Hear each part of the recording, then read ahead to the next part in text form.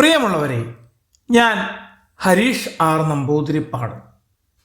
നിസ്സാര പ്രശ്നങ്ങൾക്ക് മുന്നിൽ തളർന്നുപോയി ജീവൻ കളയുന്ന മണ്ടത്തരം കാട്ടുന്നവർ കൂടിക്കൂടി വരികയാണ്. അത്തരം ചിന്തകൾ ഉദിക്കുന്നതിന് മുമ്പ് പലവട്ടം ചിന്തിക്കാൻ, നന്മയുടെ മാർഗത്തിലേക്ക് മാറാൻ, ധൈര്യപൂർവം ജീവിതത്തെ നേരിടാൻ പ്രചോദനമാകുന്ന ഒരു കഥ കേൾക്കൂ. ജീവിതത്തിൻ്റെ മൂല്യം. ആരാത്? ഈ മലമുകളിൽ ഒറ്റയ്ക്ക് വന്നത് എന്തിനാ?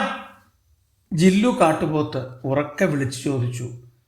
ഒരുപാട് ലഹള കൂട്ടി കുഴപ്പമാക്കണ്ട എന്ന് പെട്ടെന്ന് അവന് തോന്നി. സാവധാനം ശബ്ദമുണ്ടാക്കാതെ അങ്ങോട്ട് നടന്നു. കാട്ടിൽ ആരോടും പ്രത്യേകമായ അടുപ്പമോ സ്നേഹമോ ഇല്ലാത്ത മുരടനായിരുന്നു നമ്മുടെ ഗില്ലു. ഒരുപക്ഷെ സാഹചര്യങ്ങൾ അവനെ അങ്ങനെ ആക്കിയതാവും. ഗില്ലു കുറ്റിക്കാട്ടിൽ മറഞ്ഞ് സാവധാനം അവിടെ എത്തി. ആരോ തന്നെത്താൻ സംസാരിക്കുന്നതായി അവന് തോന്നി. ഞാൻ പോവാ. ഈ കാട്ടിലല്ല, ഈ ലോകത്ത് തന്നെ ആർക്കും എന്നെ ഇഷ്ടമല്ല. ആരും എന്നെ മനസ്സിലാക്കുന്നില്ല.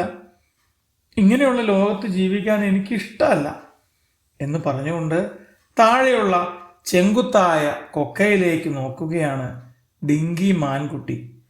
അയ്യോ, നോക്കുമ്പോൾ പേടിയാവുന്നു. എനിക്ക് വയ്യ ഇങ്ങോട്ട് എടുത്തു ചാടാൻ. അവൾക്ക് ഭയം തോന്നി. കൂട്ടുകാരോടും വീട്ടുകാരോടും പിണങ്ങിപ്പോകുന്ന ഞാൻ എങ്ങനെ ഇനി അങ്ങോട്ട് തിരിച്ചു പോകും? വേണ്ട, ഇവിടെ തന്നെ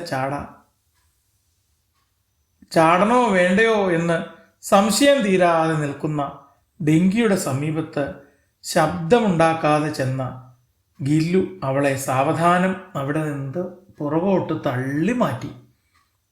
അയ്യോ, ആരാ? നിങ്ങൾ ആരാ? എന്തു വേണം? ഞാൻ ആരെങ്കിലും ആട്ടെ.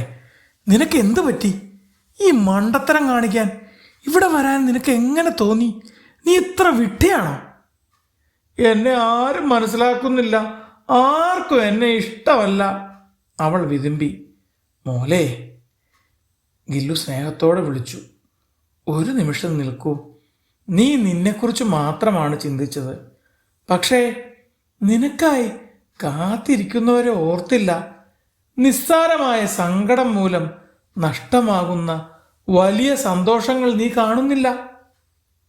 ഡിങ്കി മിണ്ടാതെയിരുന്നു. ഗില്ലു തുടർന്നു. നിസ്സാരമായ പ്രശ്നങ്ങൾ വലിയതാണെന്ന് തോന്നും. പക്ഷേ സമയം കടന്നാൽ അത് ചെറുതായി മാറും. നിന്റെ ജീവിതം അതിനേക്കാൾ വിലപ്പെട്ടതാണ്, വലുതാണ്. അവൻ അവളോട് കാട്ടിലെ സുഹൃത്തുക്കളെക്കുറിച്ചും വീട്ടുകാരെക്കുറിച്ചും ഇനിയും കാണാനുള്ള പൂക്കളെയും മഴയെയും പുഴയെയും ചിരികളെയും കുറിച്ച് പറഞ്ഞു. അവസാനം, നീ ഒറ്റയ്ക്കല്ല ഡിങ്കി, നിനക്ക് കൂട്ടായി ഞാൻ ഇവിടെ ഉണ്ട്. ഡിങ്കിയുടെ കണ്ണുകളിൽ കണ്ണുനീർ നിറഞ്ഞു. പക്ഷേ ആ കണ്ണുനീർ വിഷമത്തിൻ്റേതല്ല, ആശ്വാസത്തിൻ്റേതായിരുന്നു. അവൾ പതുക്കെ ഗില്ലുവിൻ്റെ ഒപ്പം താഴോട്ട് നടന്നു. ഇരുവരും ചേർന്ന് തിരികെ കാട്ടിലേക്ക് മടങ്ങി. തിരിച്ചറിവ് നേടിയ ഡിങ്കി പറഞ്ഞു, പ്രശ്നങ്ങൾ വരും പോകും, പക്ഷേ ജീവിതം ഒരിക്കലും വെറുതെ നശിപ്പിക്കരുത്. തോറ്റുകൊടുക്കാൻ നിന്നാൽ അതിനേ നേരമുണ്ടാവുള്ളൂ. ഇനി ഒരിക്കലും ഞാൻ മരണത്തെക്കുറിച്ച് ചിന്തിക്കില്ല. നല്ല കാര്യം. ഏതായാലും ജീവിതത്തിൻ്റെ മൂല്യം നീ തിരിച്ചറിഞ്ഞല്ലോ. കാണിക്കാൻ നോക്കിയ മണ്ടത്തരം ഓർക്കുന്നുണ്ടോ? ഏതായാലും എനിക്ക് അതുകൊണ്ടൊരു കുഞ്ഞനുജത്തിയെ കിട്ടി. നിനക്ക് എന്ത് പ്രശ്നം വന്നാലും ഞാൻ കൂടെയുണ്ട്. അങ്ങനെ അവർ ദുഃഖം മറന്ന് സന്തോഷത്തോടെ താഴോട്ട് നീങ്ങി.